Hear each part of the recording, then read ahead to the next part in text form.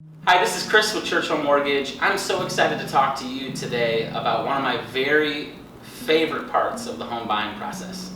That'll be the closing process. And up till this point, a lot of time has been invested into this buying process. You've gone out, selected a mortgage lender and a realtor, you found the right home, your lending and real estate team helped you get that offer accepted, you've gone through the underwriting process, and finally you're ready to start the closing process. Now there are about 4 steps in that process that I wanted to highlight for you, and this experience can either be enjoyable, smooth, and fun, or frustrating, disjointed because of a lack of communication. So knowing these 4 steps and understanding when best to connect with your lender and realtor, I think would help you with an enjoyable experience. And I think the best lenders and realtors in the industry, they don't miss these items. So number 1 is the clear to close. Once you've gotten that clear to close, you should be watching for a settlement statement from your lender. The clear to close means that everything related to your cash, your credit, your income, and the property with the appraisal has been approved by the underwriter, and now we're officially ready to schedule that closing either for your contract date or agreed upon date by your buyer and seller.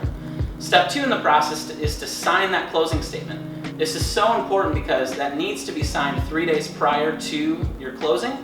It needs to be coordinated with the lender. If that's signed on time, you get to close on time. If it's signed late, unfortunately, we have no ability to bend that rule. It's a federal regulation. Step 3 is for your loan officer and for you to review all of the final approved numbers prior to the closing. This is something that a lot of lending teams just neglect to do, and I think it's so important because expectations are everything when it comes to a good experience. And going through that settlement statement top to bottom can help you feel confident as you grab your check and walk into the closing. Step number 4 would be the closing process at the closing title office. It's usually done at the title office or maybe the real estate office. But at that meeting, you'll need your driver's license, a copy of the check for your down payment, and that'll be communicated to you by your loan officer.